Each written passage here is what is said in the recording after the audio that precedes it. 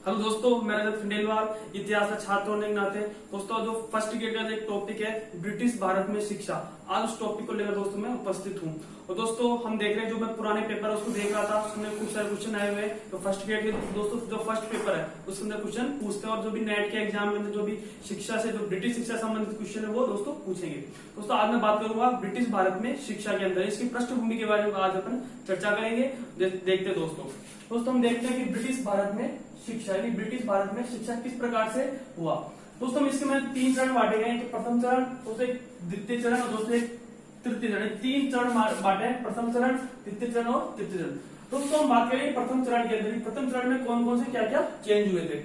दोस्तों हम देखते हैं कि 1733 का जो रेगुलेटिंग एक्ट आया था, उस रेगुलेटिंग एक्ट के द्वारा जो बंगाल का गवर्नर, जो प्रथम गवर्नर जनरल बना दिया गया था। और दोस्तों हम देखते हैं कि बंगाल का जो प्रथम गवर्नर जनरल बना वो वॉरेन हेस्टिंग्स बना। 1772 से लेकर 1784 तक ये गवर्नर रहा बंगाल का। दोस्तों हम देखते हैं कि इसने द्वैत शासन को समाप्त किया था, यानी जब रॉबर्ट क्लाइव ने इसको जो द्वैत शासन को प्रारंभ किया था, यानी इसने द्वैत शासन को समाप्त किया था। दोस्तों अभी पूछा था फर्स्ट ग्रेड के अंदर भी कि द्वैत शासन को समाप्त किसने किया था। दोस्तों किसने किया था? वॉरेन हेस्टिंग्स ने।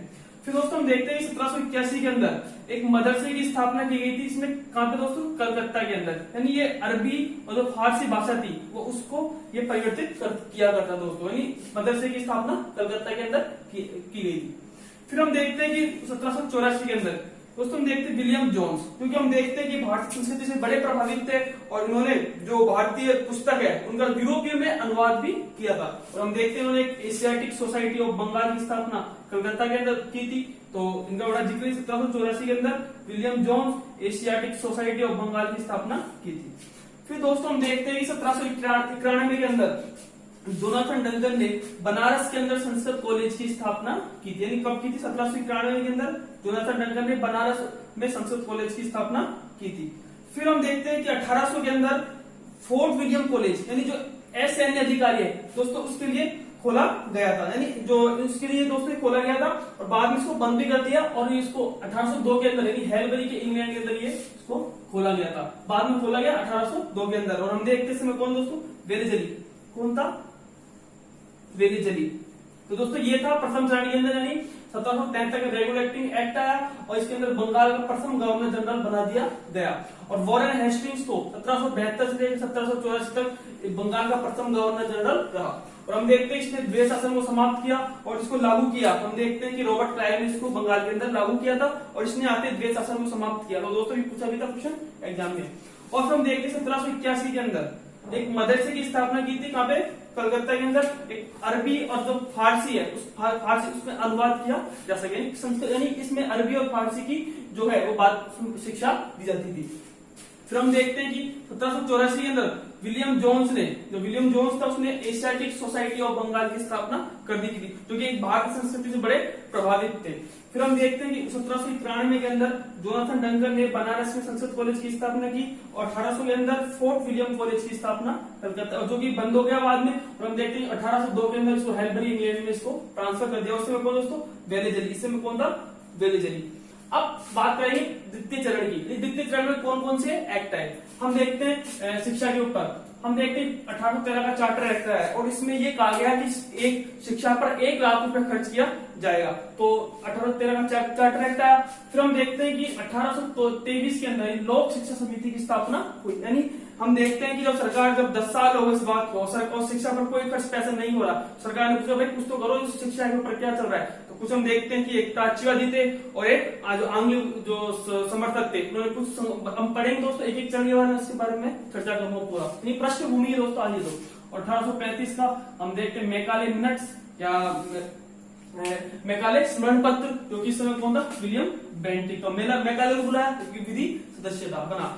फिर हम देखते हैं बेंटिक इस समय जो था हम देखते हैं कि 1833 का जो चार्टर एक्ट आया था, बंगाल का गवर्नर जनरल की जगह दोस्तों क्या बना? भारत का गवर्नर जनरल बना दिया गया था। और हम देखते हैं कि बेंटिक ने मैकाले स्मरण पत्र आया उसके समय।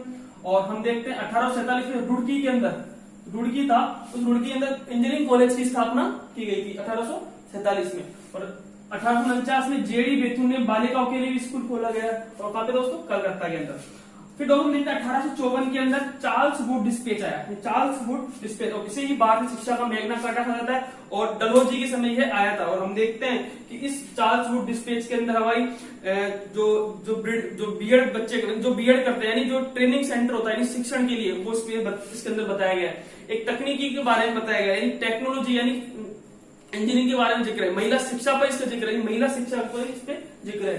तो हम देखते हैं 1882 के अंदर हंटर शिक्षा आयोग पे भी आया था, लॉर्ड रिपन में हंटर शिक्षा आयोग आया था।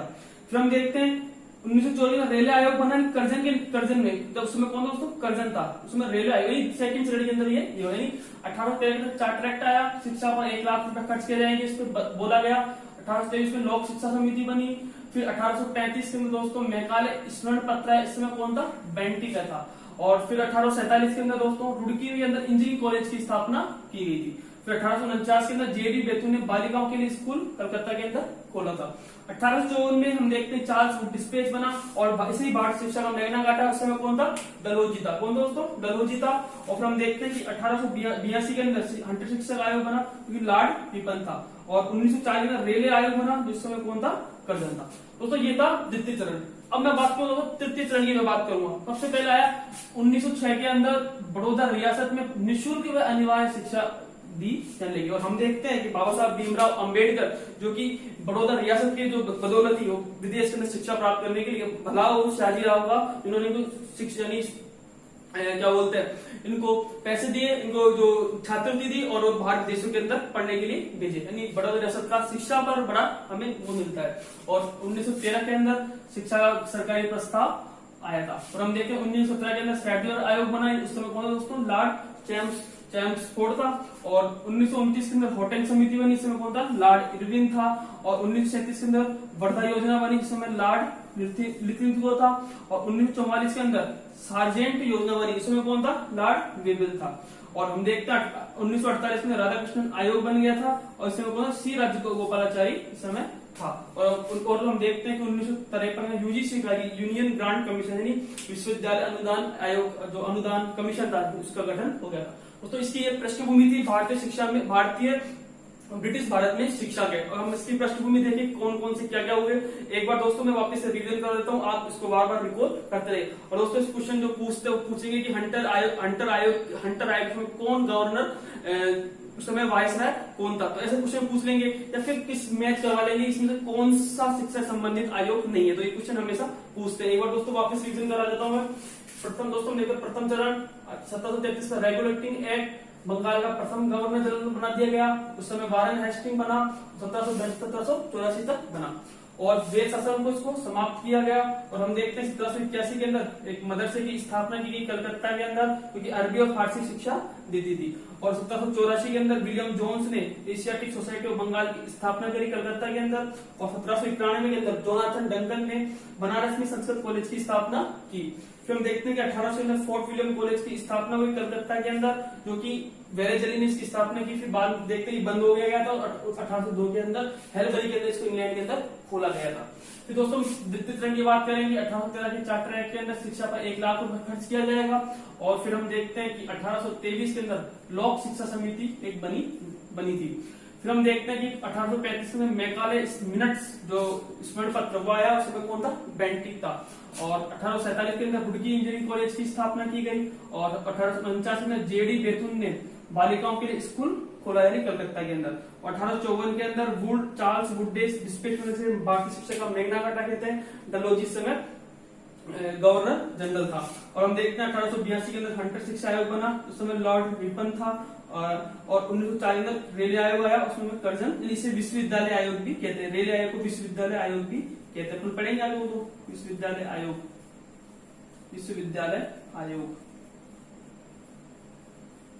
उस समय कौन था, कर्जन था।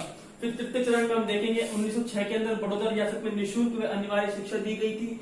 1913 के अंदर शिक्षा का सरकारी प्रस्ताव आया था। 1917 के अंदर शेड्यूल आयोग बना था, उस समय कौन था, लॉर्ड चैम्सफोर्ड था।